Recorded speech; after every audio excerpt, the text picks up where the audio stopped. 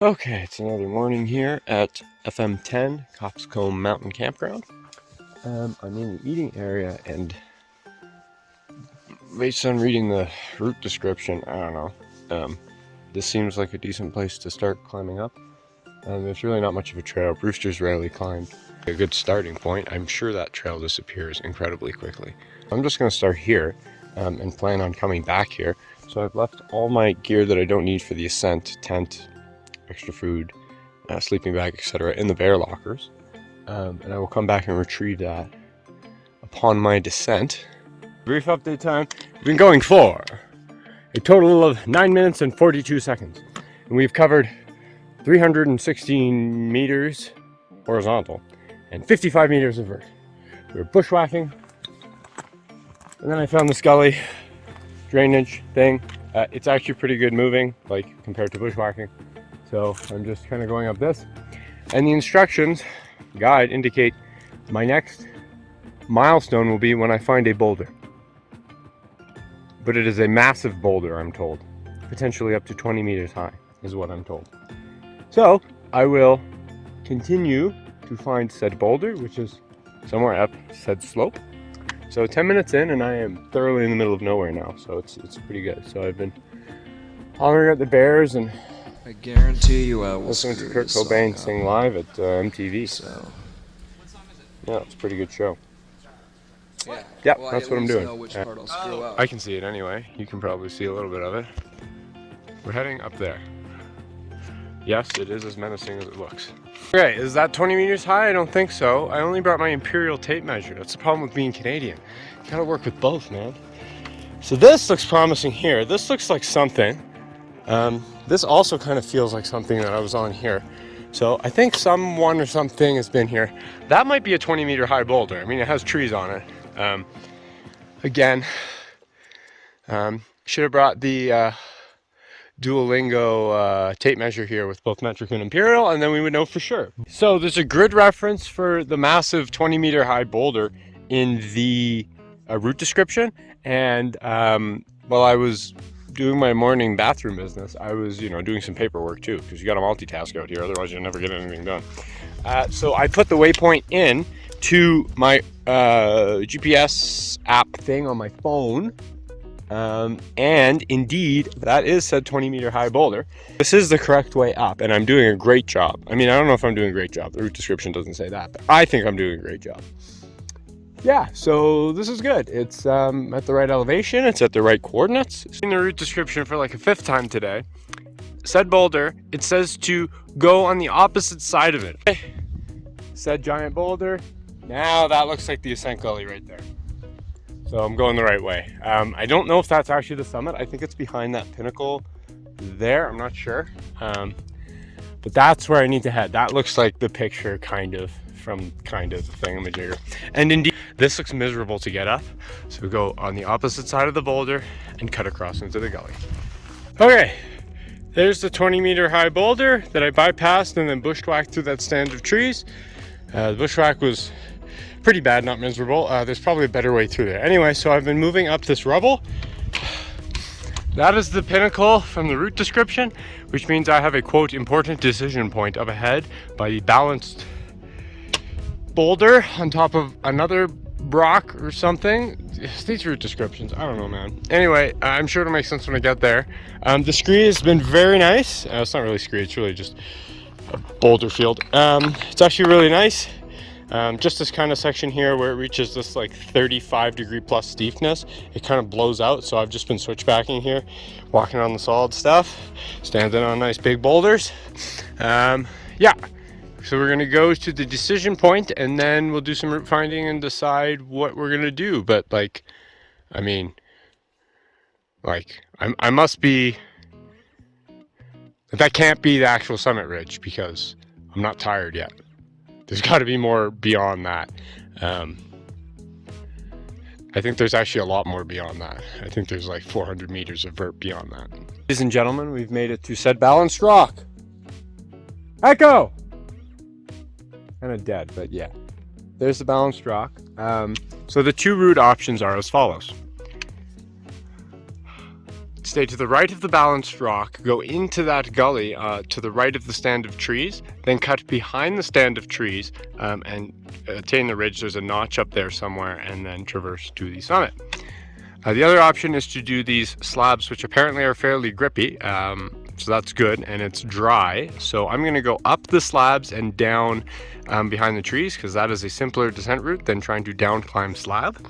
So yeah, so that was the important decision-making point that seems to be really stressed in the guidebook, but really isn't that stressful. If it's wet, you go that way. If it's dry, you go that way. If it's either wet or dry, you come down that way. It's really not that complicated. So I'm on the slabs, slabby McSlab face. That's what I'm calling this, slabby McSlab face.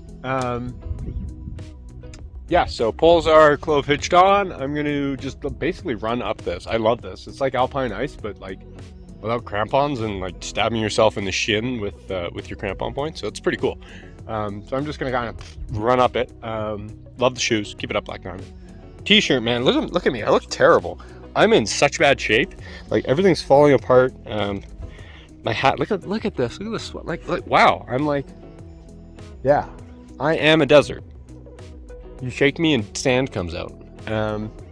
Yes, running up the slabs. Here we go. Progress is being made. I'm out of the slabbiness of McSlab face, and now I'm into the screeness above. I believe, I don't know, I think I'm going there, but I don't know for sure. That is the summit ridge. The summit is like directly behind the pinnacle here. So yeah. Okay, so now I think I'm at a real decision point, not that stupid balanced rock. So if I go this way, which is the route guide's way, I think that's the 15-meter notch that's described. There's the notch to the left of the ridge that we traversed to the summit. So, God, assuming that is the summit, which like it should be, like right there or just beyond it. This scree sucks. I'm sliding back more than I'm going forward. It's at like 35 to 45 degrees. And it's just loose, it's blowing out. So I think what I'm going to do is, instead of going the way that the route guide says through the scree, I'll go, I guess I could get on that rib, that little stone thing, and climb that. I'm debating whether I should just go straight up these slabs. Now that I've kind of talked myself through it, I think I'm going to traverse this, get on that, go up there to there, and then see what's going on, because that is the route description. But I was considering going up these slabs, but now I've decided I'm not going to. I'm going that way. Hey, I'm on the summit ridge. There's the summit of Brewster, I think, I hope. Coming up this was time consuming and fairly exhausting. Basically climbed these arêtes. It's just faster than the scree for me. I don't know if I think it's less energy because I don't blow steps out, and kicking steps is exhausting. So just climbing, it was fun. Like, you know, like getting your little shoes on little knobs, and every step counts. Every foot placement is critical. So it's really exciting stuff. So now I can see something. God, I don't know what I'm looking at here. So if this is the summit of Brewster, and the 40 Mile Creek runs that way, that means that these peaks going this way are the V peaks. So that's V1, I assume, which looks redonkulous to get to, actually. Yeah, I was thinking of maybe like trying to traverse as many of the V peaks, like obviously not today, but at some point like coming and traversing all the V peaks, but that looks terrible. Forget about it. Brewster will be enough for today. Assuming we make it there and make it down and make it back to Banff and make it back to Canmore, and both of those places are still intact, because the smoke is, as you can see, outrageous. I guess I'll just, as the guide says, it says energy level dependent, either I can't remember, plod or gallop to the summit. My energy levels are always at gallop level, so I will gallop, I guess, to the summit, and I'll see you there. 2 hours, 45 minutes from Coxcomb. Oh, come on. Coxcomb campsite.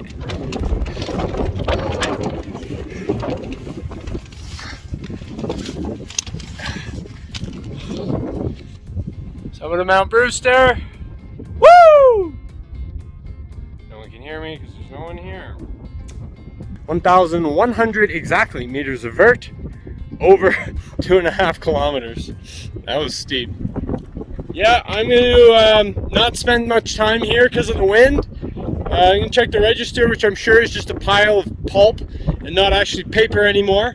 If they set up a recycling plant for pulp on the top of these mountains, they could make a steady living with all the registers that get obliterated by the rain and water. I don't understand why they're so poorly constructed. Anyway, maybe it's just really, I guess like weather like destroys these mountains, which is why it's a pile of scree. So I guess I really shouldn't complain about a little piece of plastic losing waterproofness over a couple years. Okay, yeah, Brewster, woo! Ooh, elevation, who cares? Does anyone care? I don't care. My GPS is reading 2,869 meters, and my barometric adjusted GPS is reading 2,838. So that's a massive difference. But again, the pressure dependent one, I don't know. I just don't trust it. I just don't trust my watch for elevation. I trust it for gain, I just don't trust it for absolute elevation. Okay, let's check the register and get the hell out of here. Okay, I'm done with the summit register. Last person was here July 14th, I think, so that's a month ago. It was a group of 5 or whatever. Mosquitoes were bad. It was ascent route.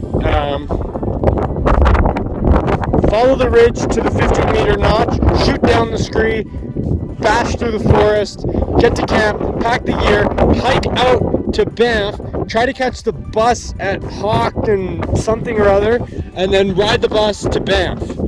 That's the plan.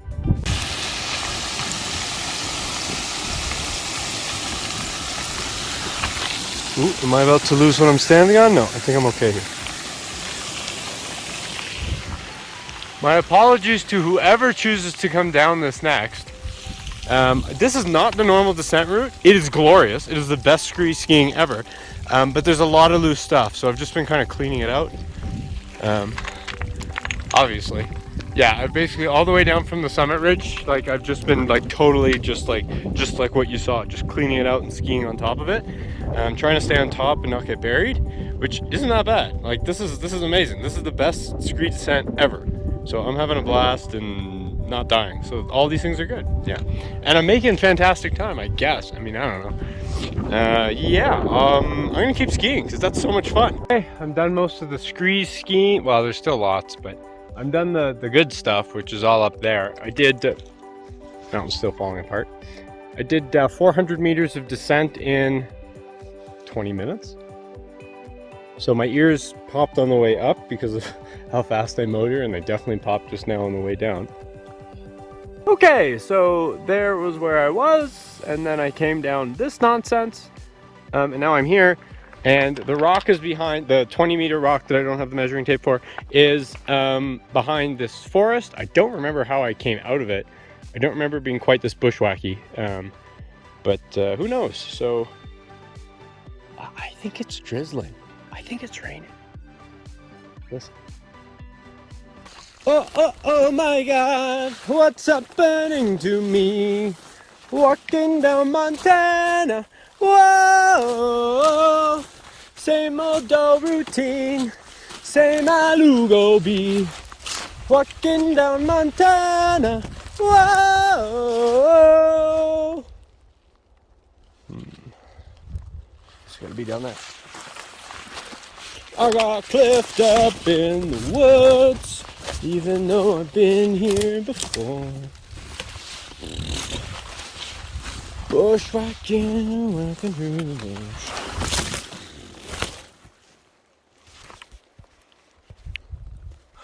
Just figured I'd take a little break here. Oh, I haven't stopped for a while, so I figured I'd just lie down. Alright. Enough of that, back to work! Bushwhacking, working through the bush. I have no idea how I got it. Oh, I do. Apparently I've been here before. I don't believe it. Bushwhacking continues. I am directly above the campsite, as you can tell.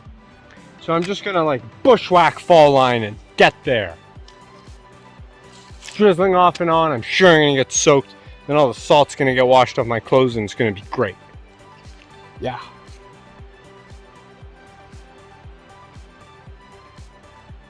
I don't think there'll be much rain. Anyway, yes, yeah, I mean, what's left? I just gotta hike out, which is pretty trivial. There's really no point recording much of that. Yeah, so you should subscribe to my channel so you can watch me bushwhack more. Or not bushwhack more. I mean, you saw me fall. That was pretty funny. I was laughing. That was pretty good. That was great timing. Yeah, so lots of bushwhacking on this channel. Subscribe, bell notification, comment below. Have you done Brewster? Do you know anyone who's done Brewster? What even is a Brewster? Well, Brewster used to be the transportation and outfitting company by the Brewster family, but they were since bought out by an American corporation. Now they're owned by an American company, and all the money goes there from Brewster Express and Brewster Tours and Brewster something or other. And hey there! That was a weird sound. I'm not going to worry about that, I guess. Yeah, so I'm just going to run through this forest fall line. Should be pretty painful. Yeah. Wind's picking up too. This might prove to be an interesting hike out. Maybe we won't end it here anyway. Okay, back to the bear lockers. Just packed. It's a weird echo from the bear lockers. How's that? Yeah, that's better. 5.5 kilometers, 1,100 meters of vert, just under 5 hours. From Coxcomb campsite. That's pretty good. I estimated it would take me 6 hours, so that's pretty good. So I'm hiking out, and in a moment, you might see a troubling flash of lights, followed by me counting to a very small number, and followed by a very large sound. Or now that the camera's out, is it not going to happen? It's always what happens. You pull the camera out, nothing happens. Just rain, just miserable rain. Well, I'm glad I'm not on the summit of Brewster right now because I would have died. 1, 2, 3.